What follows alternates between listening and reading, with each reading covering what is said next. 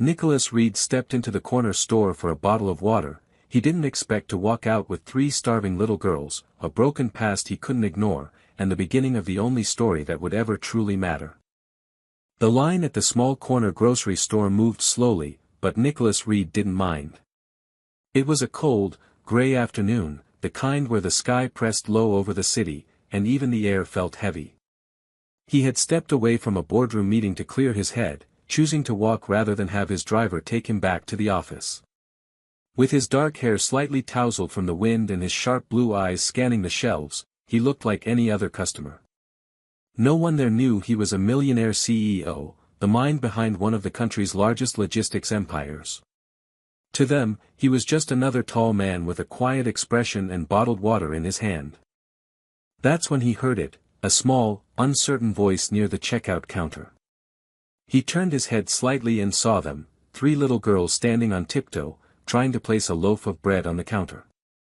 They looked to be no older than 6, identical with long, wavy brown hair and striking blue eyes that shimmered even under the flickering store lights. One clutched a crumpled dollar bill, while the other 2 stood silently behind her, eyes wide and uncertain. The cashier's voice was loud and firm. "This isn't enough, sweetheart. I'm sorry, you need at least $2 more." There was no adult nearby, no parent reaching into a pocket to help, no sign that anyone else was with them. The store became strangely quiet. Nicholas watched as the oldest girl, though it was hard to tell who exactly was the eldest, tightened her grip on the bread. "We're just really hungry," she said, her voice so steady it felt rehearsed. "Our mom said she'd be back. She went to get a job." The cashier hesitated, eyes scanning the small group. "Where's your mom now?" Another girl answered, "She's been gone 2 days. She said to stay home, but we were hungry, so we came here." Nicholas felt something unfamiliar stir in his chest, something that pushed right past logic and into instinct. He had heard stories like this before, through reports, through outreach programs his company occasionally supported, but this was different. This was in front of him. This was real. And those 3 small pairs of eyes were staring down the adult world with empty stomachs and the quiet determination of children who had already learned not to expect kindness. Without thinking, he stepped forward. He didn't speak to the girls at first. Instead, he turned to the cashier, reached for his wallet, and calmly paid for the bread, along with a small carton of milk, a pack of fruit snacks, and 2 soft buns from the bakery section. Then, crouching down beside them, he offered the bag of food and said gently, "Hi. I'm Nicholas. Can I sit with you for a moment?" The girls looked at one another, unsure, but didn't run. They took the bag and moved to the corner bench near the window, where they began eating in silence. He followed, keeping a respectful distance. After a few minutes, he asked, "Do you live nearby?" One of them nodded. "In the big gray building with the broken window." Another added, "But we're not allowed to tell people." He didn't press further. Not yet. Instead, he watched them eat, noting how they chewed slowly, not for manners, but to make the food last longer. He asked their names, and they told him, Jenny, Lily, and Sarah. Triplets. No father. Their mother, Marissa, had been looking for work but hadn't come home in 2 days. They'd waited as long as they could. That's when he made the first of many quiet decisions. He called his assistant and cancelled all his meetings for the rest of the day. Then he made another call, to a contact he knew in Child Protective Services, but when they told him that the girls would be separated and placed into different homes while a case was opened, something in him snapped. These children had clearly fought to stay together. The thought of tearing them apart was unbearable. So, he made a different choice. "I'm not a stranger," he said softly. "I want to help. Would it be okay if you came with me somewhere warm?" The girls hesitated. Then Jenny asked, "You're not going to take us somewhere bad, are you?" He shook his head. "No. Just somewhere safe." She looked at her sisters, then took his hand. It was the beginning of something none of them understood yet, but it had started with a loaf of bread and a kind of hunger that went far beyond food. Nicholas led the three girls to his car with a gentleness that surprised even himself. They walked close together, not holding his hand but following his steps like shadows unsure of the light. The black SUV, polished and spotless, looked far too sleek for the reality they brought with them: mud on their shoes, breadcrumbs clinging to their sleeves, the scent of the street still clinging to their clothes. But he opened the back door, let them climb in, and fastened their seatbelts one by one. Not a single one of them said a word on the drive, but every few moments he caught glimpses of them in the rearview mirror, watching the world pass with wide, exhausted eyes. He didn't turn on music or make a call. He just drove, his thoughts a storm of questions he didn't yet have answers to. He brought them to his apartment, a spacious penthouse in a high-rise overlooking the city.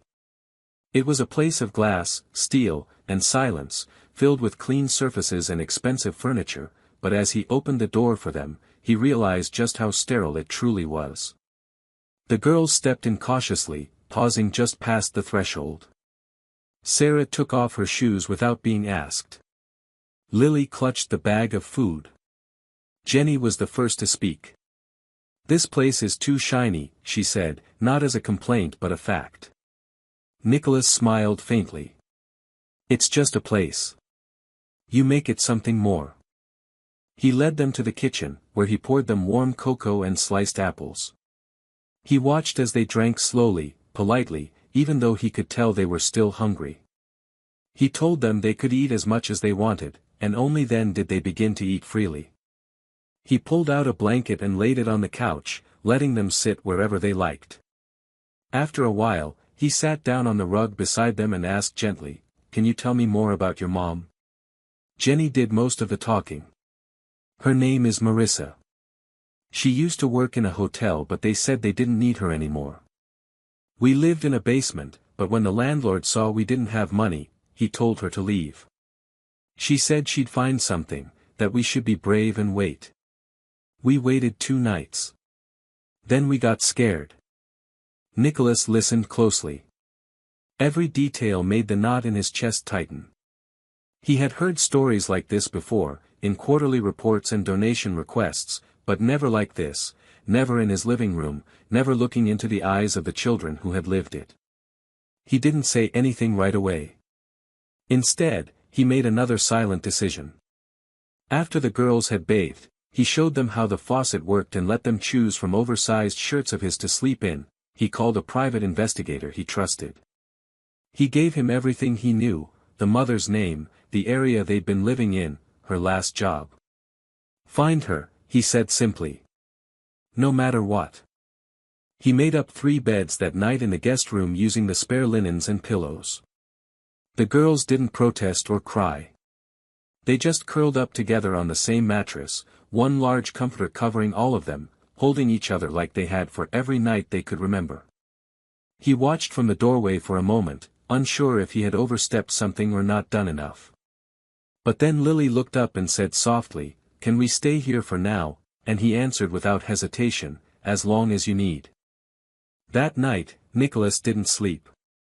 He stood by the window, city lights flickering far below, trying to piece together what had happened in less than 12 hours. This morning, he was a CEO with a full calendar, a $1 million merger on his desk, and a life built on logic and solitude. Tonight, 3 little girls were asleep under his roof, trusting him with something sacred. He didn't know what tomorrow would bring, but for the first time in a long time, he didn't care. All that mattered was that they were safe. He would make sure they stayed that way. The next morning began quietly. Nicholas woke early, long before the sun rose, his mind already spinning with questions he didn't know how to answer. He made coffee out of habit, then stood at the kitchen counter sipping it, staring into the dark windows, listening for the smallest sounds. Eventually, he heard soft footsteps, bare feet padding cautiously down the hall. Jenny appeared first, wearing one of his oversized t-shirts that hung nearly to her knees. She paused at the kitchen entrance, unsure whether she was allowed to be there. He gave her a gentle smile and nodded toward the stool by the island. "Hungry?" She nodded shyly. One by one, Lily and Sarah followed. None of them spoke much, and none of them asked where they were or why they were still there. Instead, they quietly accepted bowls of oatmeal, slices of toast, and small glasses of juice. Nicholas wasn't used to cooking for anyone, especially children, but he tried his best. When he offered them more, they looked at each other first, silently confirming it was okay, then nodded together. He noticed how they waited for one another before eating, as if their hunger came second to staying connected. It wasn't a survival habit anymore, it was a ritual, a bond forged by uncertainty. After breakfast, he sat with them in the living room and tried to gently ask more questions. "What do you remember about the last place you stayed?" he asked. Jenny described a basement apartment with one mattress and a bucket to catch the leaking water. She said their mom used to sing to them at night to distract them from the cold. Sarah didn't say much, but she drew with a crayon she'd found in her pocket, 3 girls and a woman standing under a cracked ceiling. Lily, the most observant, finally asked, "Are you a good guy or just someone who wants to feel good for helping?" The question hit him like a punch. He didn't flinch, but he took a moment before answering.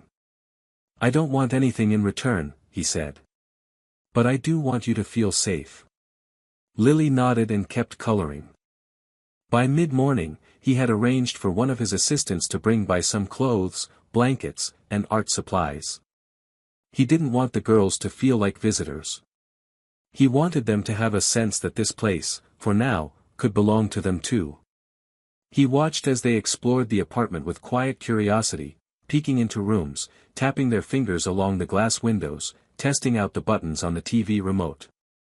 When they found a bookshelf filled with hardcover biographies and economics texts, Jenny looked up at him and asked, "Do you have any books with pictures?"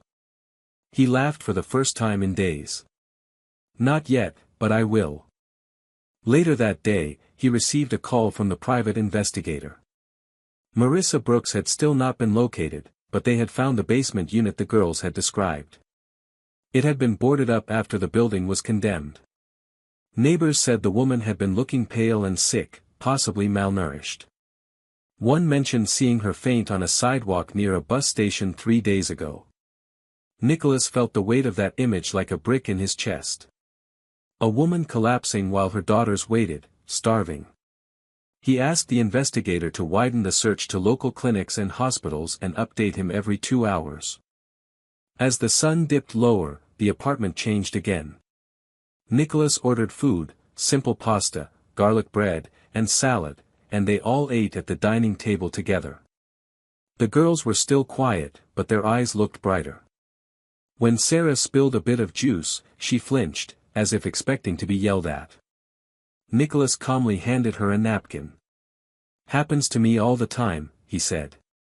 She didn't respond, but she stopped shrinking into her chair. After dinner, they watched a cartoon movie he'd never seen before. The girls sat close to one another on the couch while Nicholas sat nearby on the armchair. Halfway through, Jenny whispered, "She's lucky the bear didn't leave her," referring to the character in the film. Nicholas didn't comment, but the words stayed with him. When it was time for bed, they didn't resist. They brushed their teeth, changed into clean t-shirts, and crawled under the same covers as the night before. This time, Lily looked back as he turned out the light. "You can leave the door open a little," she said. "In case we need to hear someone nearby." Nicholas nodded and left the door slightly ajar. That night, he sat at his desk, staring at the paperwork for a project he could no longer focus on. His thoughts were with the girls, with their mother, with the strange feeling growing stronger inside him, a need to do more than offer temporary help. He thought about the weight of responsibility, about the life he'd built so carefully, and how suddenly it had cracked open to make space for something entirely unexpected. He didn't know where the road was leading, but he no longer felt alone on it. 3 small voices, cautious but resilient, had already started to guide the way. The 4th day began with a call that jolted Nicholas awake before dawn. He reached for his phone, heart pounding, fearing bad news but hoping it was the update he had been waiting for. The private investigator's voice was urgent but steady. A woman matching Marissa Brooks's description had been admitted to a city hospital under the name Jane Doe 2 nights ago. She had collapsed on a sidewalk near a shelter and had been unconscious ever since, suffering from severe dehydration, exhaustion, and exposure to cold. No identification. No emergency contact. Nothing but the clothes on her back.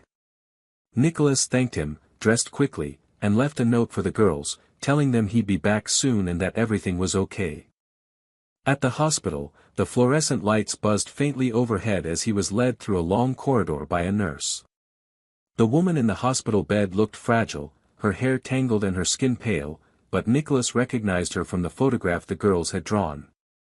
Her hands were calloused, nails broken, and there was a faint scar near her temple that Jenny had once described without knowing it was unique.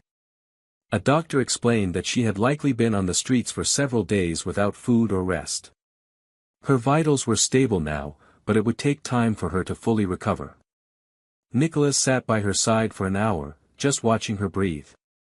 There were tubes, monitors, the hum of machines around her, but all he could think about was how close this woman had come to disappearing completely. When she finally stirred, her eyes fluttering open, they were the same blue as her daughter's. It took her a few moments to focus, and then panic flickered across her face. "Where are my girls?" she asked, voice hoarse and cracked. Nicholas stood slowly, careful not to alarm her. "They're safe," he said gently. "They're with me." She blinked at him, confused. "Who are you?" He told her his name and added, "They came into a store looking for food. I was there. I couldn't let them go hungry." Tears welled in her eyes before she could stop them. "I told them I'd come back. I didn't mean to disappear. I was just trying to find something, anything." He nodded. "You didn't fail. You survived. And so did they. That matters." She turned her head away, ashamed. "You're just some rich man who felt sorry for us." He hesitated for a moment, then sat down again. "I'm a man who saw 3 children trying to survive alone. And I've already lost someone once. I wasn't going to let that happen again." Marissa remained silent after that, but her hand, weak and trembling, didn't pull away when he placed his over it. Before leaving the hospital, Nicholas arranged for her continued care and made it clear he would cover all costs.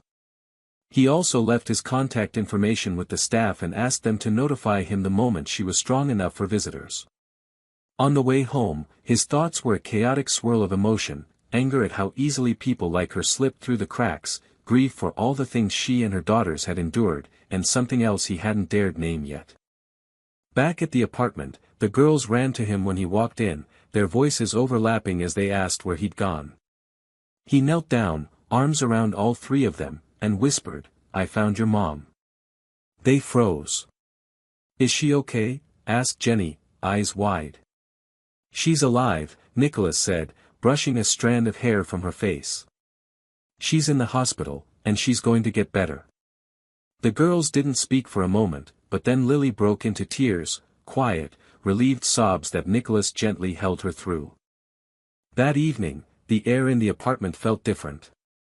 There was hope now, cautious and fragile, but present. The girls drew pictures to bring to their mom, and Sarah asked if she could bake cookies for her, so she can eat something sweet when she wakes up more. Nicholas, who hadn't baked anything in years, found himself in the kitchen, sleeves rolled up, carefully measuring flour beside a child who had been starving only days before. It was imperfect, and the cookies were slightly burnt, but when Sarah laughed at the misshapen ones and said, "They'll still taste like love," Nicholas realized that healing had already begun, not just for them, but for him too. That night, he placed a framed photo of the girls on his nightstand, taken earlier that day with flour on their faces and joy in their eyes. He didn't know what would happen next, what Marissa would want, what the courts might say, how the future would unfold, but for now, the most important thing was that a broken family had not been lost. They had been found.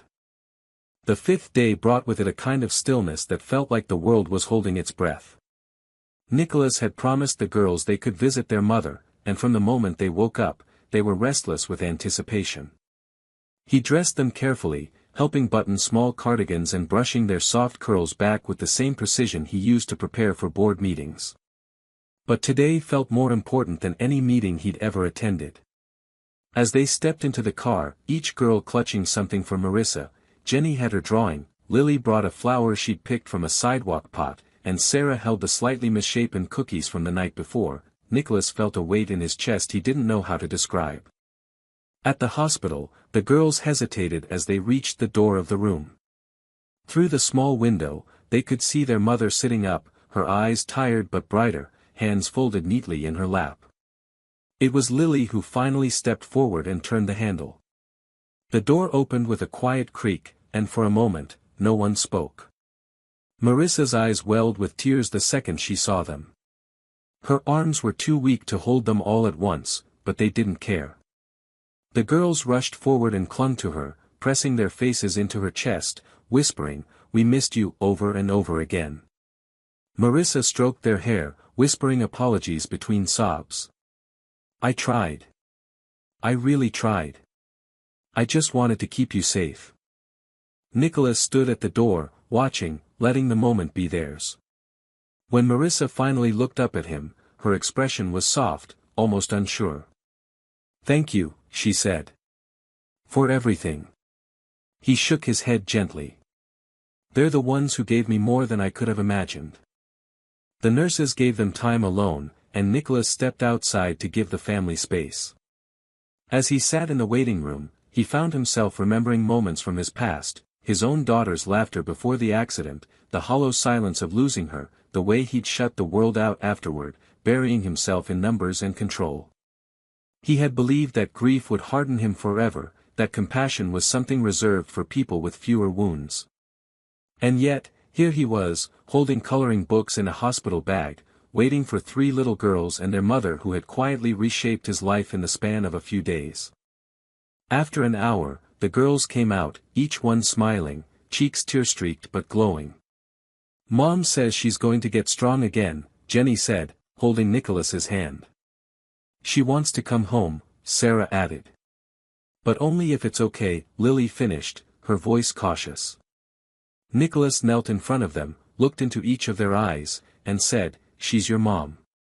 If she wants to come home, then it's not just okay, it's right." Over the next few days, he worked with the hospital social worker and his legal team to create a plan. Marissa would need a few more weeks of medical care and therapy, but she was determined to recover.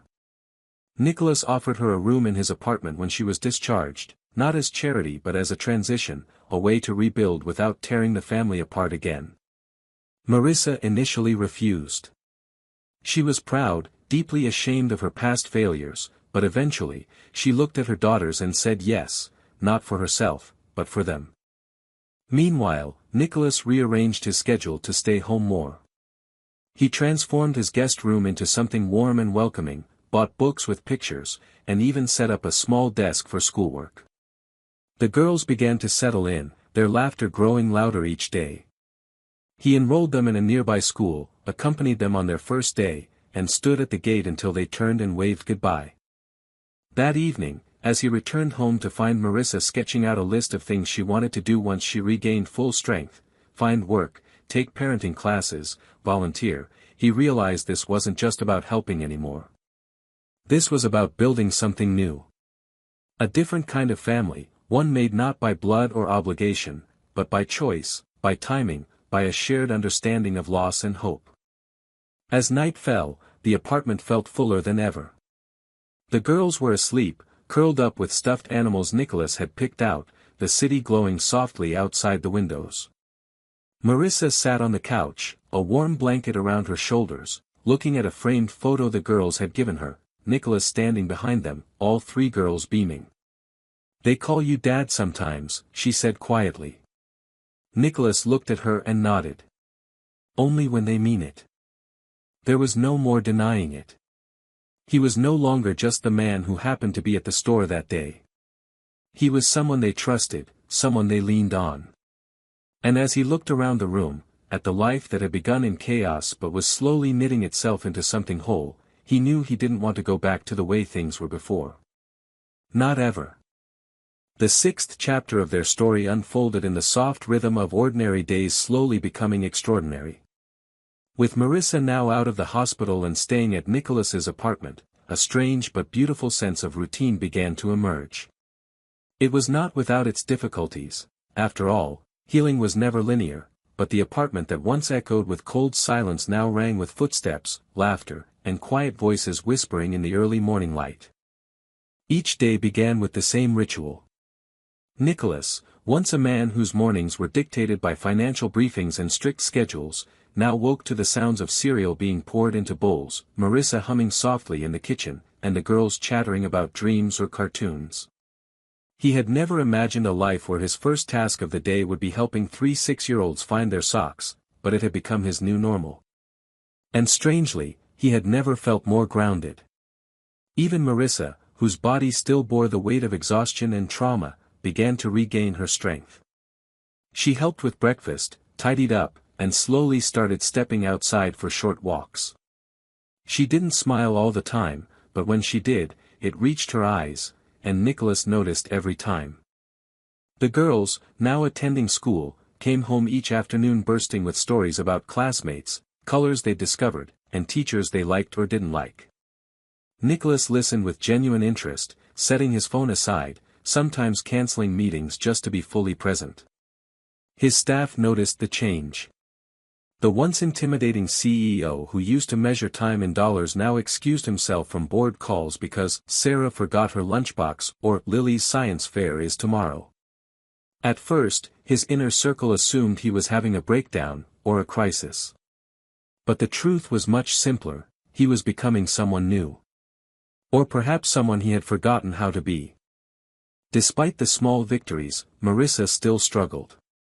There were nights when she couldn't sleep, haunted by the memory of cold sidewalks, the helplessness of watching her children suffer, the shame of asking for help. Nicholas never pressured her to talk, but one evening as they folded laundry together, she finally did. "I always thought I had to do everything alone. That needing help made me weak." Nicholas looked at her, setting down a towel. "You kept 3 kids alive with nothing. That's not weakness. That's survival. And now you don't have to do it alone anymore." Sometimes, she would watch the girls play with Nicholas and wonder what would have happened if he hadn't been in that store that day. Would her daughters still be together? Would she even be alive? She hated how much had depended on chance, but she couldn't deny that something extraordinary had happened, something that had not only saved them but was gently stitching them back together. One weekend, Nicholas took them all to a park outside the city, a quiet place with trees that still held the last colors of autumn. It was the first time Marissa had been out for more than a short walk, and the first time the girls had seen her run, even if only a few steps. They played tag, took pictures, and had a picnic with peanut butter sandwiches and juice boxes. It wasn't extravagant, but it felt like magic. As the sun set and they packed up, Jenny looked up at Nicholas and said, "This was my best day ever." He smiled, lifting her into his arms. "Mine too." Later that evening, Marissa asked him a question she had been holding back. "Why are you still doing all this? We're not your family." Nicholas didn't answer right away. He glanced at the couch, where the girls were asleep in a tangle of limbs, and then at her, his voice steady but low. "Because maybe I was waiting for a reason to stop being alone. And you all gave me that reason." It was not a declaration. It wasn't romance. It was something more fragile and more honest, the kind of truth that didn't need to be dressed in promises. They weren't perfect, and their future wasn't fully clear, but the lines between stranger, protector, and something deeper had already blurred. That night, as Marissa tucked her daughters into bed and Nicholas sat in the hallway reading the same children's book for the 3rd time, neither of them said it aloud, but they both felt it. They weren't just surviving anymore. They were becoming a family. Chapter 7 began with the unexpected arrival of a letter that reminded everyone how fragile their new reality still was. It came in a plain envelope, slipped beneath the door without a sound, and bore the insignia of the County Child Welfare Department. Marissa found it first. Her hands trembled as she opened it, her breath catching before she'd even read a word. It was a formal notice. A caseworker would be visiting within the week to assess the children's current living situation and Marissa's parental capacity, given her recent hospitalization and history of homelessness.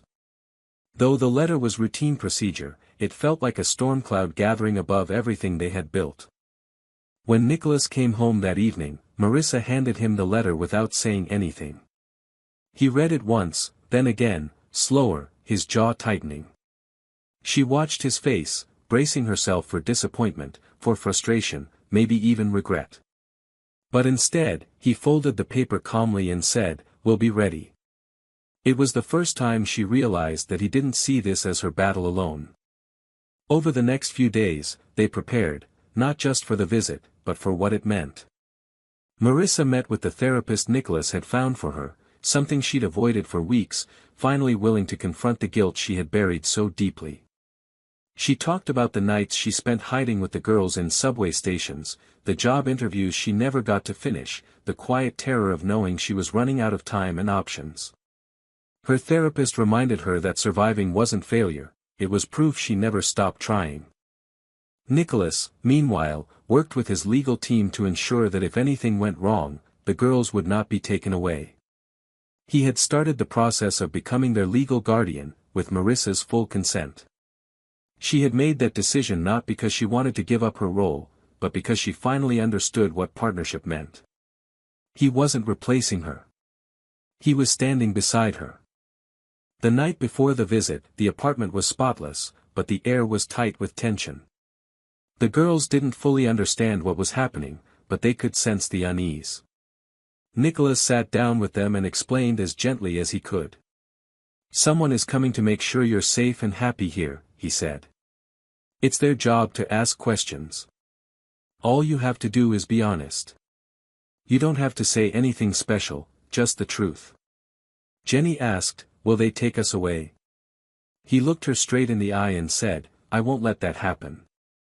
The next morning, the caseworker arrived. She was polite but distant, her eyes constantly scanning, observing, noting every detail. She interviewed Marissa separately, then the girls together, then Nicholas alone. The questions were clinical, the tone neutral, but the tension was palpable. When asked why he had taken in 3 children who were not his, Nicholas answered simply, "Because they were alone and they shouldn't have been. Because I lost my own daughter and I know what it feels like to live with silence. Because they gave me back something I didn't even know I'd lost." When the visit ended, there was no clear answer. The caseworker said she would file a report and left with a polite nod. The silence that followed was heavy.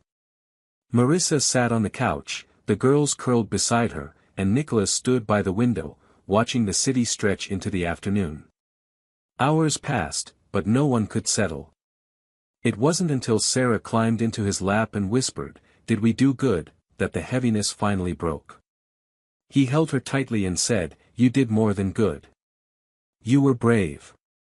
That night, for the first time since the girls had entered his life, Nicholas cried. Not from sadness, but from the overwhelming weight of everything he had tried to hold together. Marissa sat beside him, their shoulders touching but no words exchanged. She understood without asking. It wasn't about winning a case or proving worth. It was about how deeply they had all become a part of each other's lives. No matter what the papers said or what the government decided, they were already a family in every way that mattered. Outside, the city glowed quietly, unaware of the small miracle unfolding in one corner apartment. Inside, the warmth of hard-won safety wrapped around them like a blanket. They had weathered another storm. And they were still standing, together. Several weeks passed before the official letter arrived, bearing the seal of the family court and stamped with the final words they had all been waiting for. Nicholas opened it in silence, his hands steady but his chest tight with anticipation. As his eyes scanned the text, a slow breath escaped him. The decision was clear: full legal guardianship of the girls was granted jointly to Marissa and Nicholas, with acknowledgement of the extraordinary care they had provided under challenging circumstances. They were not just a temporary arrangement anymore. They were, in the eyes of the law, a family. When he told the girls, their reaction was immediate and uninhibited. Jenny squealed and jumped into his arms. Lily hugged Marissa so tightly she nearly knocked her over, and Sarah, always the quiet one, simply sat down and smiled in a way that said everything without needing words. Nicholas felt a wave of emotion that caught him completely off guard. He had signed billion-dollar deals with less intensity than he felt holding those 3 children and hearing them call this home. The following days were filled with lightness that hadn't existed before. There were no more visits to prove their worth, no more questions about where they belonged. They decorated the apartment together, adding color and warmth to the once sterile space. Crayon drawings replaced modern art. The guest room was transformed into a shared bedroom filled with soft blankets, fairy lights, and shelves of picture books. Marissa even took an online course in early childhood education, determined to turn her instinctive love for her daughters into something more formal, something she could use to help other children one day. Nicholas, for his part, restructured his work life entirely. He appointed a new COO, reduced his travel, and began working remotely 3 days a week. Where his office once displayed trophies and press features, he now had framed photos of school plays, messy birthday parties, and afternoons in the park. People at work noticed the change in him. He was still sharp, still driven, but no longer guarded or cold. His boardroom presence had shifted from icy confidence to something warmer, more balanced. He was no longer leading from ambition alone but from purpose. One Saturday afternoon, they held a small celebration in the apartment with a few close friends and neighbors.